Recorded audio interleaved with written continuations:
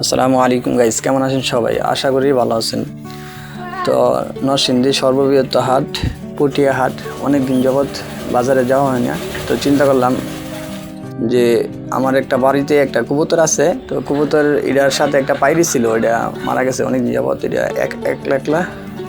তো যার জন্য চিন্তা করলাম যে এই কবুতরটা বিক্রি করে দিই। তো বিক্রি করার উদ্দেশ্যে বাজারে নিয়ে যাওয়া। তো ঘর থেকে বাইরে তো দেখি আমার দুই বন্ধু, ওরা বলতেছে ওরা বলে বাজারে যাবো। তো আমি বললাম চলো একসাথেই যাওয়া যাক। তো বাজারের উদ্দেশ্যে রওনা হলাম। তো গাড়ি এমনি দেখলাম, একটা গাড়ি আসলো, গাড়ি থামায় উঠলাম। ওঠার পরে আমরা রওনা দিলাম।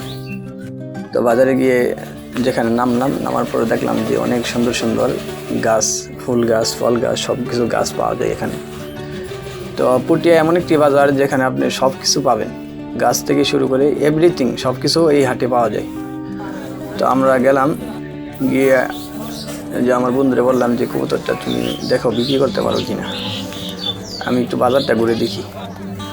তো আমি বাজারটা ঘুরে ঘুরে দেখতেছি যে অনেক সুন্দর সুন্দর কবুতর পাওয়া যায় এখানে। আর সব প্রকার কবুতর এখানে পাবেন না। কবুতরের পশু পাখির অনেক বড় হাট এখানে।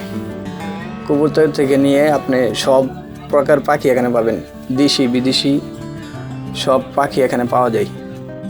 তো অনেক দূর দূরান্ত থেকে আমাদের এই পুটিয়া হাটে, নরসিংদীর পুটিয়া হাটে মানুষ আসে, পাখিগুলো দেখতেছি। তো পাখিগুলো মাশাআল্লাহ অনেক সুন্দর সুন্দর সুন্দর পাখিও বিক্রি করে। তো পাখি দেখা শেষে আমি এদিকে ডান দিয়ে গেলাম, দেখলাম যে দেশি মুরগির হাট। তো দেশি মুরগি দেখে দেখলাম সামনে চীনা হাঁসের বাচ্চা নিয়ে বসে আছে। চীনা হাঁসের বাচ্চা থেকে শুরু করে বড় হাঁস, সব রকমের হাঁস পাওয়া যায়। দেশি হাঁস, রাজা হাঁস, সব প্রকার হাঁস পাওয়া যায়। হাঁসের বাচ্চা থেকে শুরু করে বড় হাঁস পর্যন্ত পাবেন। এমনকি এখান থেকে আপনি চাইলে জব করে ড্রেসিং করে নিয়ে যেতে পারবেন, এখানে সেই ব্যবস্থাও রয়েছে। তো হাঁস মুরগি দেখার পরে আমি যে পুরো বাজারটা একটু ঘুরে দেখলাম যে ছাগল গরু সব কিছুই পাওয়া যায় এখানে। ছাগল আছে, বেড়া আছে, গরু আছে। তো মোটামুটি আপনারা ভালো জাতের গরু এবং ছাগল এখান থেকে ক্রয় করতে পারবেন। পরে এদিকে আসতে দেখি যে টাইগার মুরগি দেখলাম, পরে ফাইটার মুরগি, বিভিন্ন জাতের মুরগি পাওয়া যায়। তো আসার পরে দেখলাম, রাস্তায় আসার পরে দেখলাম যে এক ভাই মাশাআল্লাহ 2টা মুরগি নিয়ে দাঁড়িয়ে আছে, অনেক বড় টার্কি মুরগি। এগুলোর ওজনও অনেক বেশি। তো বন্ধুর কাছে আসলাম, আসার পরে দেখলাম যে কবুতরটা এখনও বিক্রি করতে পারে নাই। তারপর আমরা বললাম যে চলো তাক, এই রোদ্রের মধ্যে বিক্রি করার প্রয়োজন নেই। পরে আবার আমি কী করলাম, কোয়েল পাখি কিনে নিয়ে আসলাম।